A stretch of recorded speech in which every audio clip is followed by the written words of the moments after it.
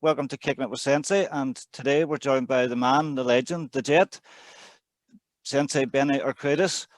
You're very welcome, Benny.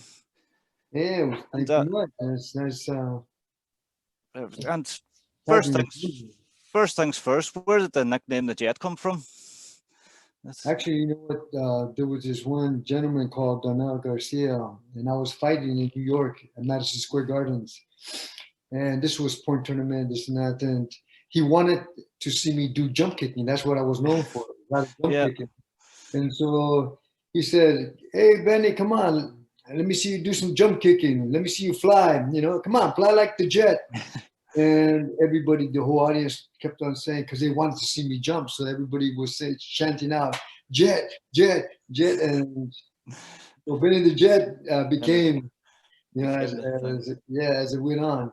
Excellent. And what first got you started in martial arts many years ago? Wow. I was competing Pee Wee division boxing in '58, and then I started judo. Was my next discipline was in '60, and then I started Kempo karate in '63.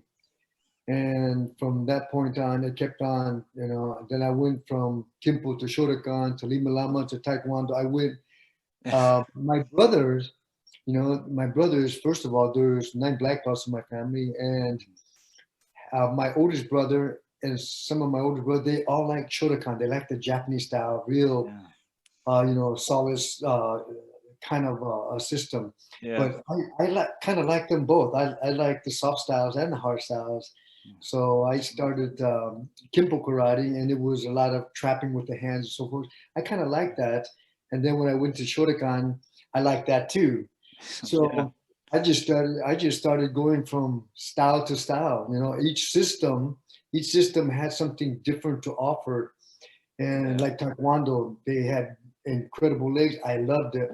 And Kempo had good trapping with the hands. And Shotokan had good power technique of grabbing, and then the judo, and then the aikido. All of it, I just Yeah. mixed it all in as we went along. Excellent. And both your parents were involved in martial arts, weren't they? Well, my father was a professional boxer. My mother was a professional wrestler. Mm. Now, so when kids at 3 years old had fire trucks, I had boxing gloves. So there's 9 black belts in my family. There's 4 champions in my family, Excellent. and it's in the blood, should I It's say? in the blood, yeah. And Yes. as you said, you cross-trained a lot and you like different styles. And I know back in the 60s and 70s and that, everybody was very loyal to their own dojo and their own club. And did you find much backlash from actually going to different dojos and training in different places from people that were so loyal to just one Well, system? it's not about. See, being loyal is one thing, and to your system. And back in the '60s, when you were Kempo, you stood with Kempo, Yeah. and that was it. When you were Shotokan, you stood with Shotokan. But to me, like my brothers, my oldest brother used to call me. He said, "Quit with that la fufu stuff." And the la fufu stuff is because I mixed in a lot of different things, and Yeah. he called it la fufu because it wasn't true to the arts, true, Shotokan or true Kempo or true. To me, all systems has something great to offer, and I Yeah. loved it. And what I did is I took the best of each system, what they had, and modified it, and that's how I came up with my system. Because one system to me was not good enough for me. Yeah. Maybe for my brothers and my sisters, but not for me. It was I was always into looking at different systems of styles that some were colorful, some were very solid and basics, but I loved it all. Excellent. And over the years, have you ever came across a system that you would like to try that you've never actually sort of went under and tried a little bit of it, or? Well, you know what? I tried pretty much every system I can think of. Going to, Europe, and they do a lot of savate, and they do French kickboxing and so Yeah. forth, and going to Japan. Basically there was truly Shotokan and judo, and obviously when I first got there. They were doing Muay Thai kickboxing. Yeah. So each system, I mean, each country I went to, they had something. If they had something that I've never seen, I definitely wanted to jump into it and try it, Yeah. and just to see, not to prove anything, just to go out there and see what I can do with it and how I can modify it. I've always been a builder. I've always created. So when I see something, I get it. I get the concept of it, and then I change it the way I'm perceiving it, and I Yeah. come up with something completely different. That's just I was born that way. Yeah. Excellent. Yeah, it's excellent. And I know Bruce Lee was a big influence on you, but when did you first hear about Bruce Lee? Yeah. Well, you know what? This was in actually 60. I think it was 64 when he first came, and he did a demonstration. So my mother is very spiritual. She's a very, she's Native American, and she's very spiritual. And she used to talk about internal power and so forth. And because she wrestled and she was talking about this internal power where she gets and how I can bring it out, I never understood her. My father, being a boxer from Spain, he was always talking external power, have a strong chin, big heart, go and don't stop. So my father was very external, and my mother was very internal. Yeah. But I never understood my mother until in '64 when I was at the internationals, and Bruce Lee was first. He first introduced himself. I mean, there to where Yeah. he was introducing the four finger punch. So he had this guy about 250 pounds with a plate on his chest and taking a stance, and he had 4 feet behind him. There was a chair, Yeah. and so he had his fingers on this plate, and he was talking about internal training. That's what got my ears. When I started hearing him talk, I got closer and closer, and I was maybe 5 feet from him doing the demonstration. I was cross-eyed watching because I started to understand internal training the way he explained it. Yeah. And then he made this big ki, ooh, and he hit this plate. This guy went flying back 4 feet, hit the chair, went over the chair. I jumped up and I said, I want to do that. So I think that because of him, I started to really understand my mother when she was talking about internal power, Yeah. internal training, and so forth. And um, so I asked my brother, at that Yeah. time, and it was my oldest brother, and I asked him, I said, can I spar with him?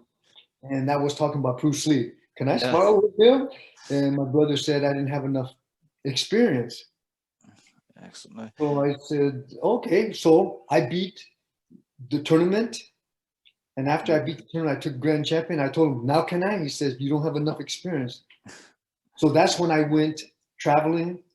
Any place there was a tournament, I went there. I beat. I took the trophies. I came Yeah. back and I told my brother, now can I spar with him? And my brother just kept on saying, I didn't have enough experience Yeah. until there was the Elvis Presley team. And the whole United States was coming to fight to be on the Elvis Presley team. Yeah. So I went and I competed this and that until I beat everybody there was, and I was the youngest and the smallest on the team, and everybody was in their uh, late 20s, early 30s, and I was just turning 18. So I ended up being on the team, and so I was on the Elvis Presley team. We end up in Belgium. We went to Europe and we fought in Belgium. Yeah. And Lemons, was the biggest thing in Belgium. I mean, he was uh, incredibly strong and powerful and undefeated. La, la, la. So all of my teammates were saying, "Well, who's going to fight him?" And they were all trying to figure out who's going to fight this guy. And I said, "I'll fight him."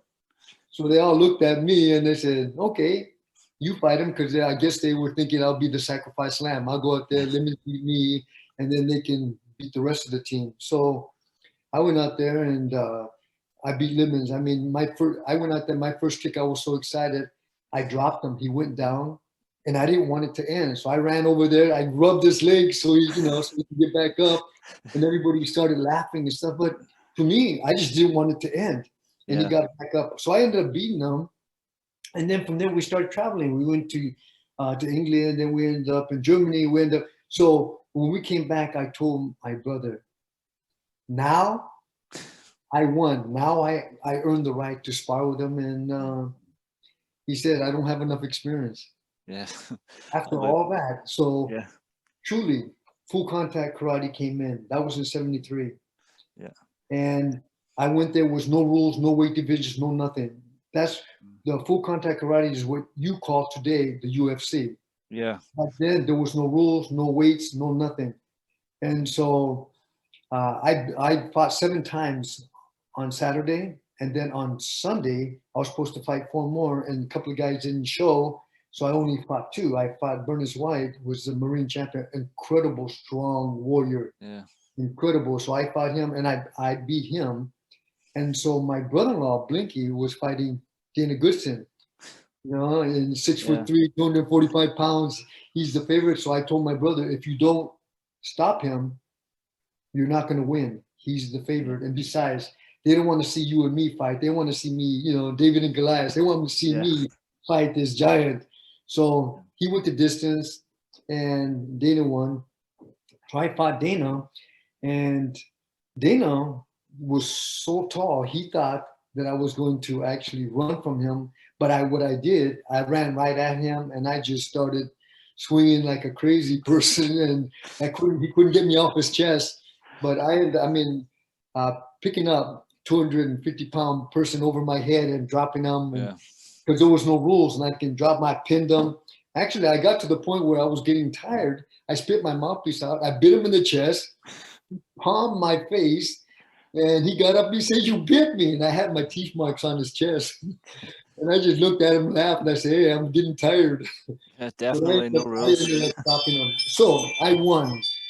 So I ended up winning that. So when I came back, after that, I took that I came back with a belt, and I told him, now I have the right to spar with Bruce Lee. And then at that time, and then he passed away. So Yeah.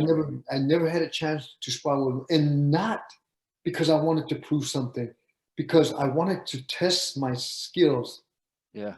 against his speed. For what I saw, he really motivated me to get to that point. So I thank him. I take my head off to him Yeah. because he really motivated me to really push forward and to build the sport of what the word was kickboxing. And it was in 76, because from 73 I held the title in full Yeah. contact karate all the way up until 75, maybe late 75, early 76. Yeah. My brothers were calling me a world title. They said, "You're the world champion." I said, "Well, how can I be a world champion if I haven't been outside the United States?" Yeah. And they said, "You want to fight?" I said, "Yeah, you want to call me world champion? I want to fight outside." So they brought 2 Muay Thai champions from Thailand. And this was about like 3 months later, 4 months later. And he said, "You want to fight Muay Thai?" And I said, "Yeah, I'll fight him," because I thought that was his name. I never heard of Muay Thai. Yeah. Nobody heard of Muay Thai. Nobody knew what that was. So I said, "I'll fight him," because I really thought that was his name. And so Bernice White fought the first. No, I'm not Bernice White. It was Ernest Hart. Ernest Hart fought the first guy, and he got stopped in the third. And then it was my turn. I was the main event. So I saw him. He's doing his dance, and after he did his dance, I was kind of moving to the music of what they were playing, Yeah. and all the Thai people think I'm making fun of them. So this guy came simulate shooting an arrow at me, and I smiled and I gave thumbs up, and this guy was pissed. He was angry. And when the bell rang, he came after me. And I had Charlie horses before, but I've never had anybody try to break my legs. Yeah. And I'm a high jumper. So every time he tried to kick I jumped over his legs. I was doing kicks. So I think that was the first time I was introduced to thigh kicking. And leg kicking, thigh kicking. So I came back to the corner. I told my brother, "What do I do?" And he said, "Kick him back." And I said, "All right." I kicked him so hard, he leg checked me, and I hit him shin on shin. Oh, that hurted so bad. I said, I came back to my brother. I said, "Brother, you know, I don't know what he's doing, but man, that hurted so bad. And he said, okay, we'll just keep moving, box him, this and that. And I said, but he smells pretty bad. And the smell, yeah, I wasn't talking about body odor. I was talking about that there was spraying stuff on his legs, and I didn't know what that was, but it was burning my eyes. So, and then he clinched me. Never been clinched before. He clinched me, started elbowing me, kneeing me, and all the Thai people are getting excited, and all the Americans thinking he's cheating because they never seen clinching before, knees and elbows.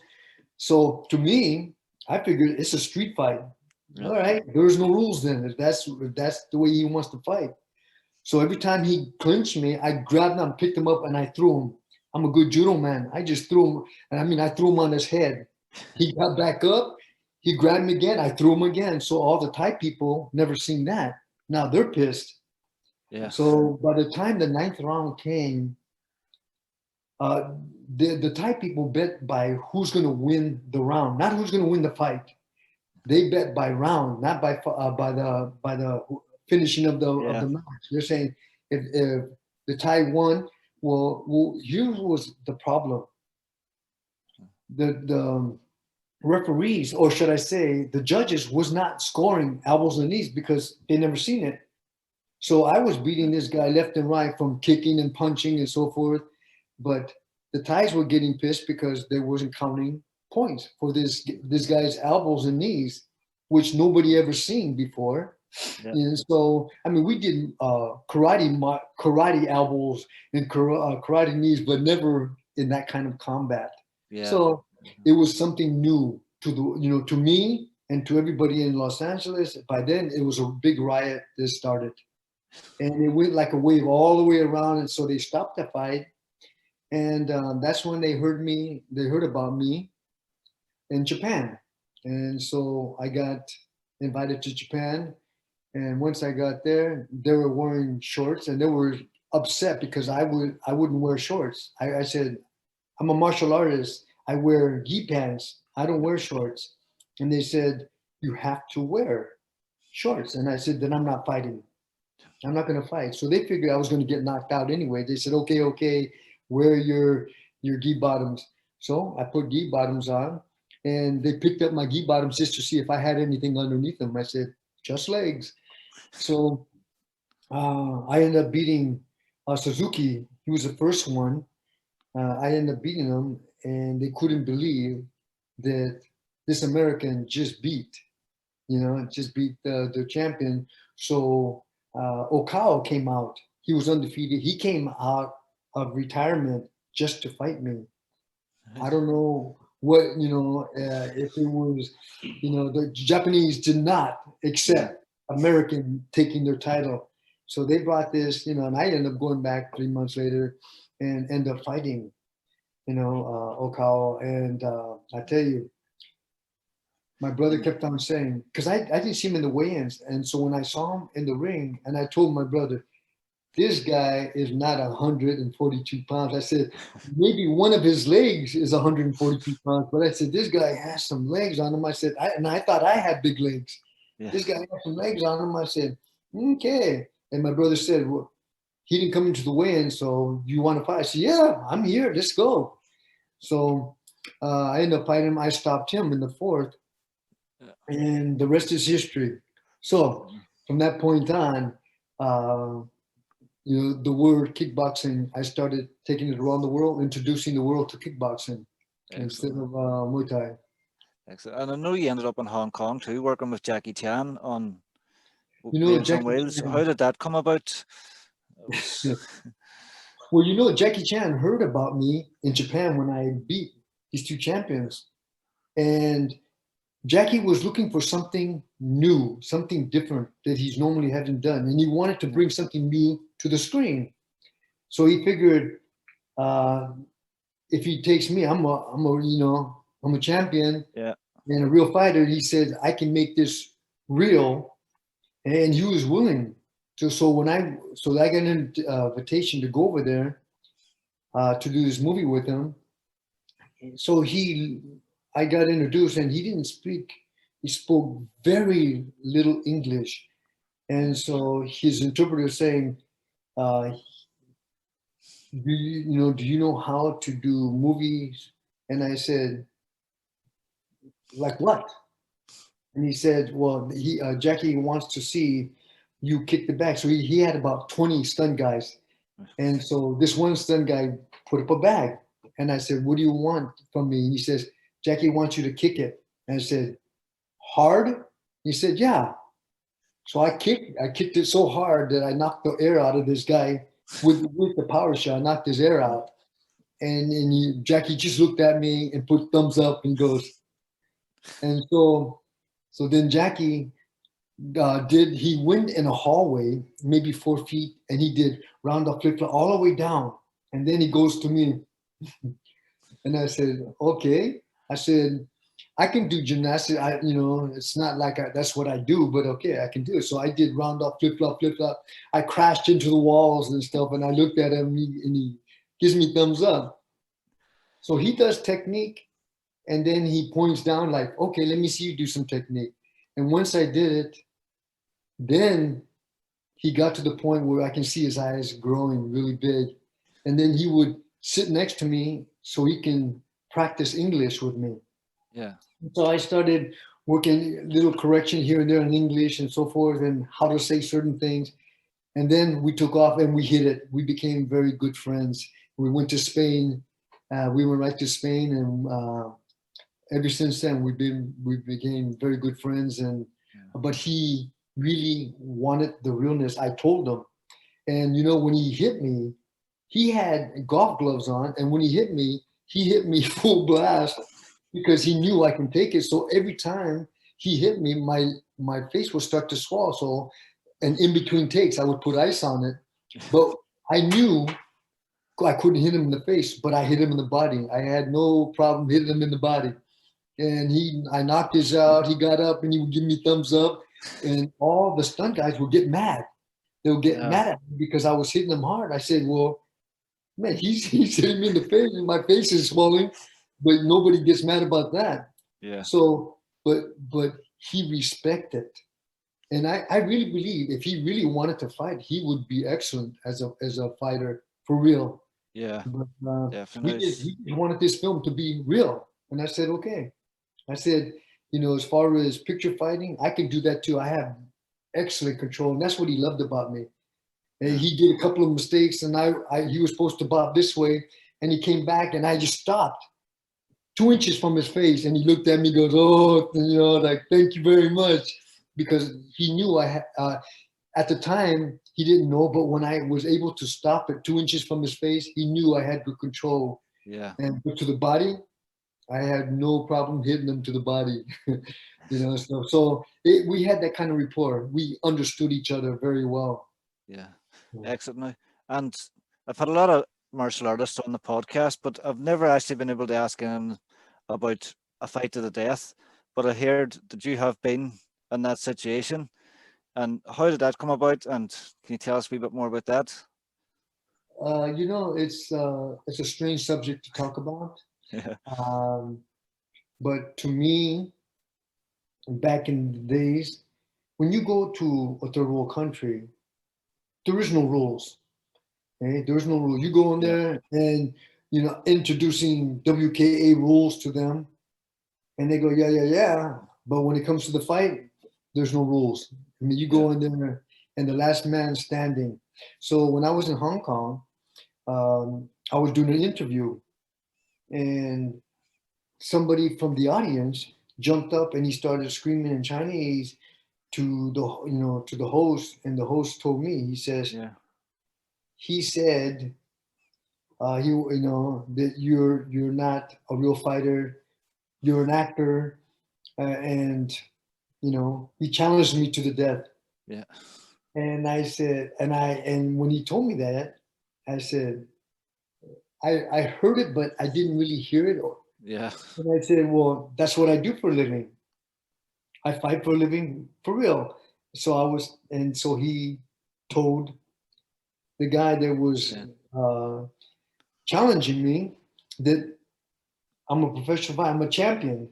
and that's what I do for a living. And so this guy went off. I mean, he started yelling and screaming and this and that and this and that. And I said, so he says, well, he challenged you to death. Do you accept? And I said, and I'm on TV right there. What am I going to say? So I just said, hey, for the money, I'll fight anybody. That's all I said. And so after the interview and this and this and this, they came two Chinamen came, Chinese came to me and said, how much would it take to fight this guy? How much do you want? And I said, what do you mean? He said, he challenged you, you accept. How much money you want? And I said, well, give me, give me at least 6 weeks and I'll come back. And he says, no, tomorrow. I said, no. I said, I'll go and try. I'm not here to fight. I said, I'll go and I'll come back.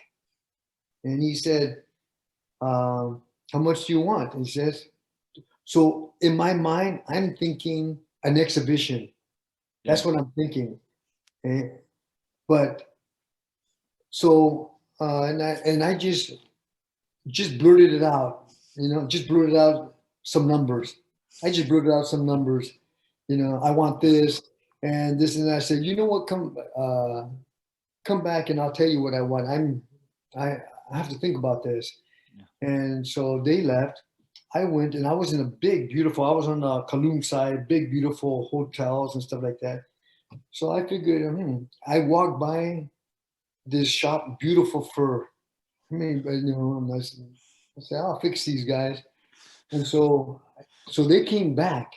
They came back in the morning, knocked on the door, said, so what do you want? I said, and I told him to write down a little, and I gave him this paper that had how much. I said, I want this, I want 50,000, I want that, I want this, and I want, if TV, I want 10% and this and that. They said, no TV, no TV, this and that. But I didn't think they were going to do it. I was just naming things out.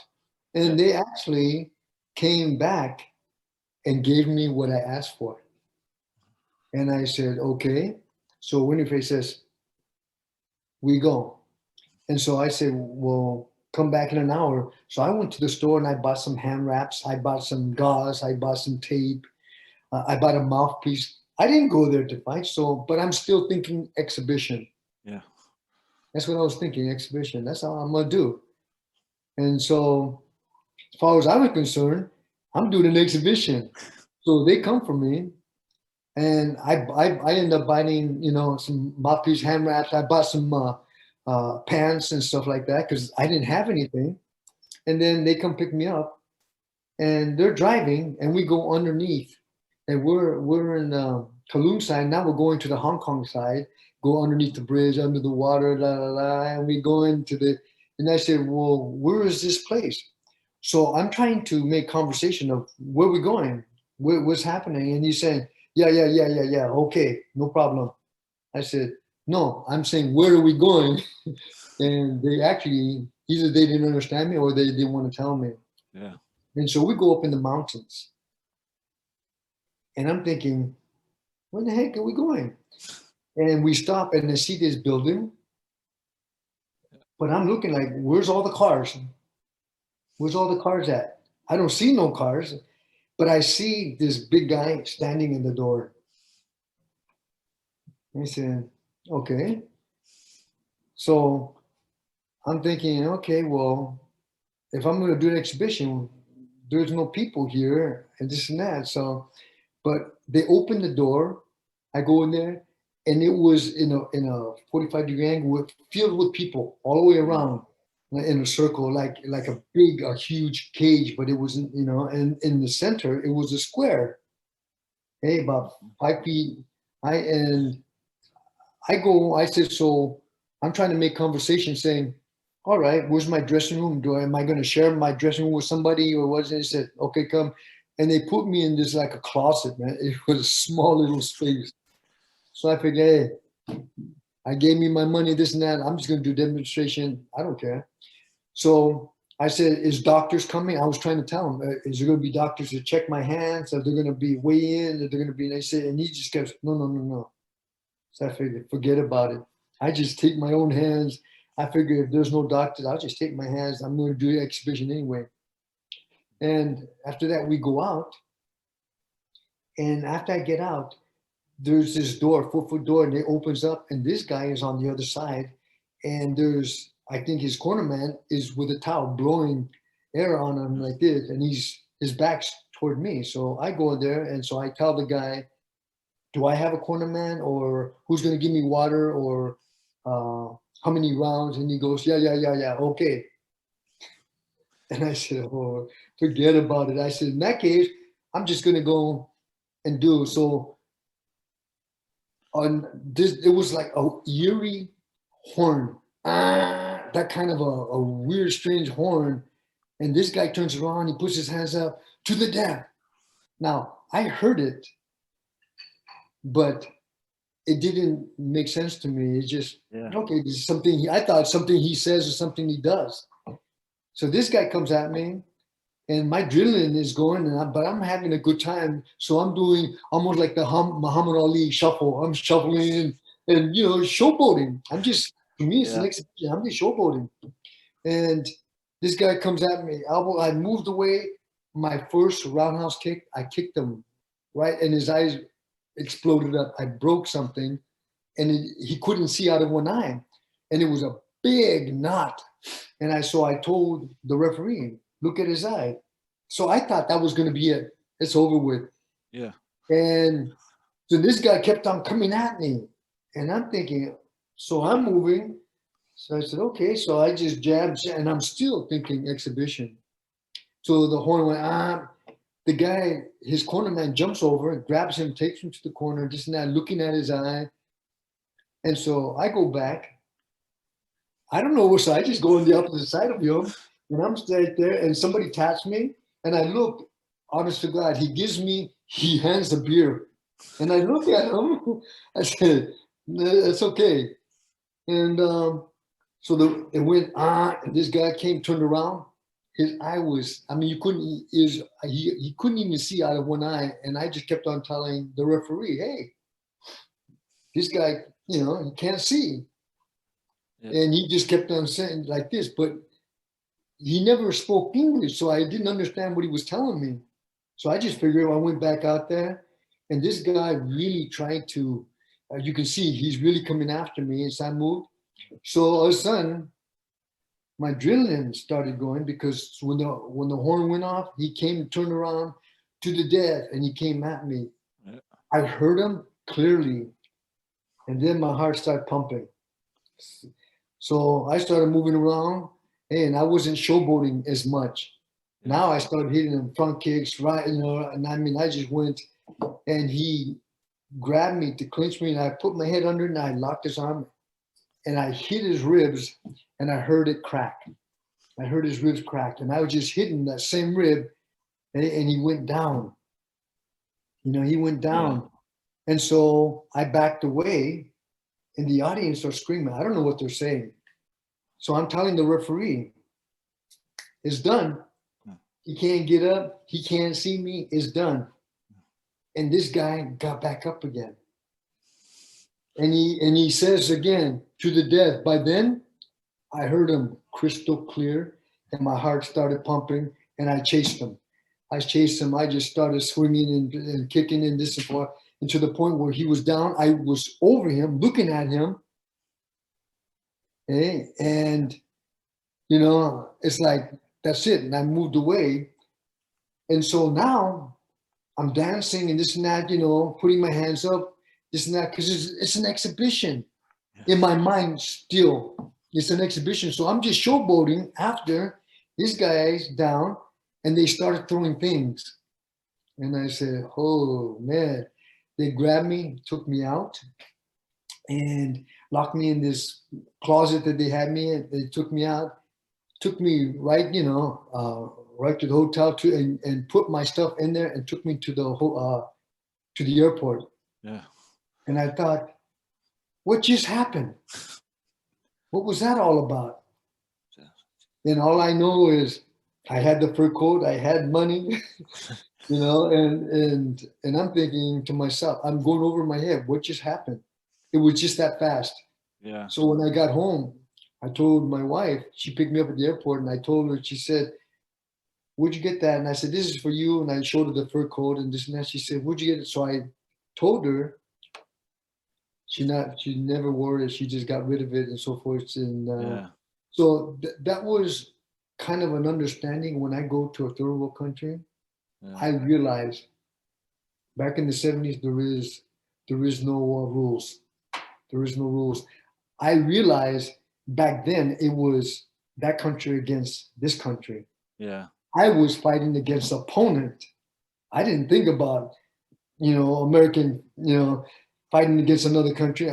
It was just me fighting Yeah. against an opponent, building a sport of kickboxing around the world, introducing it. That was my thing. Yeah. It's such an unusual story to hear now. It's so strange. But you've spent a lifetime in martial arts. What advice would you give someone starting out in the martial arts world? You know, somebody that would like to actually learn the martial arts, first of all, you got to understand that they have to, if anybody I would give advice to, I said, go to different gyms, Yeah. different dojos, or different styles. Because when you go there, first of all, you look at the students, and by the students, you can tell how the teacher, the instructor is teaching. You can Yeah. tell a lot by the instructor, by the students, and you watch them and you see how they interact with their senseis. Mm. And at the same time, you got to be able to be sensitive to either you like the atmosphere, you like the environment, you like the people, then you would do good in that system. But again, you got to know, well, I like my hands a lot. So you go into a system that use your hands of trapping and so forth. Or if Yeah. you like your legs a lot, you like using your legs, then you go into a system that uses a lot of legs. But when it comes down to it, they have to like the environment. And they have to, because once they like the environment and the instructor, then there's a love, and there's a love relationship going on. Because first of all, you have to do it for the love of it. Because if you Yeah. don't do it for the love of it, you won't last long. Excellent. Excellent. And finally, what does the future hold for Benny the Jet? What do you see yourself doing in the next world? You know what? The jet just started. Every decade I keep reinventing myself. Yeah. And the reason why I keep reinventing myself is because a lot can happen in one day.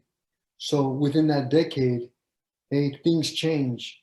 Fighting changed, the way people train changed, the way, the reacting with each other. So for myself, right now, I just reinvented myself for this decade, and coming to your neighborhood soon, a lot of new things. But I'm into, I love the movie industry.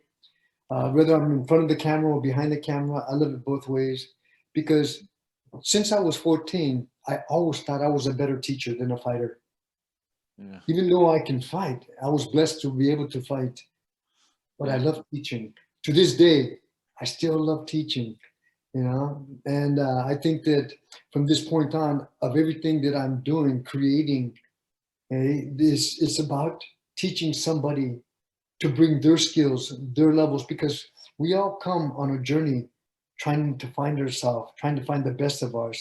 So my job is to turn you inside out that you may see your truth. Yeah. And finding your truth sometimes you don't like, and sometimes you're okay with it. But the idea is learning how to heal, what I call the woundology. Maybe it's a word I made up. Excellent. It's about the body that carries memories of everybody that cheated you, lied you, hurted you. Yeah. You're activated by sight, by sound, by feel. You ever see your father come to you a certain way, just look at you a certain way, and you say, "Oh man, I'm in trouble." Or your mom will call your name a certain way, and your hair will stand up like, "Oh man, that's it." Or they'll grab you a certain way. Well, I'm at this point of teaching people about themselves. Yeah. And sometimes, we carry a lot of baggage, and you need to learn how to heal that instead of numb it or act like it doesn't exist or hide it. And, um, I prefer to teach somebody to look at their truth so that they move on their journey, because the journey is like a roller coaster ride up and down. Yeah. And going up is great. Going down, a lot of people don't know how to handle going down. And going down is more of an internal emotions that we all hide. And Yeah. only when you're threatened, everything you hide underneath your bed in your closet comes up when you're threatened. Your anger, your fear, your frustration, your anxieties, they all come up when you're threatened. And I think that this is um, something that I like to pass on to this generation.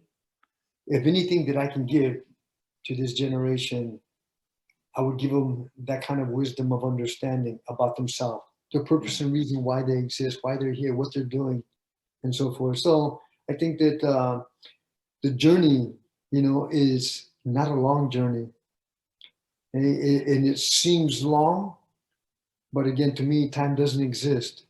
It's just being in the moment. It's just being in the moment of today. And if my eyes open up tomorrow, then I'm blessed to be with people that I love being with, doing the things I love doing. So I stay in the moment of today. So Yeah. that way there's no regrets. Excellent. You've actually motivated me this week. I got up Monday morning for another week of work and seen a video you put on YouTube about getting up in the morning and just taking a moment to be yourself, and it really motivated me this week. So thank you for that, Sensei. Good for you. That's it. Just be in the moment of today. You'll have no regrets. Excellent, and thank you for coming on. And it was a pleasure speaking with you today. All right. Yeah, my Oh, pleasure, and the good matter of fact, I have students that, and students that become close friends. And yeah, for instance, I have Scott Burson. He's mm, not only a student, but he's really a close friend, and yeah, we keep them for a long time. And when you keep them for a long time, means you keep them for life. As yeah, long as, and it doesn't matter if you're apart from each other, and when you see each other, it's like yesterday. yeah, Just like we're picking up just like yesterday. Nothing ever stopped. yeah. So that's when I say time doesn't exist. And even though maybe we look a little weathered, but time, in my mind, in my heart, it doesn't exist. Yeah, So excellent. We look a bit weathered for the amount of punches and kicks we've taken over the years, but we still look okay. yeah, it's like anything else. So again, um, it's how it's the iron concept of what you tell yourself. Yeah, It's always a program, and the program is 80% of how you feel. yeah, Right? Is 80%, and that's a mental thing. And yeah, physically is 20%. As long as you keep doing your thing and keeping the body up, it gives you what you want. It gives you freedom to go any direction you want. excellent. And so I think that mentally is 80% of what you tell yourself, and that's truly is in the art.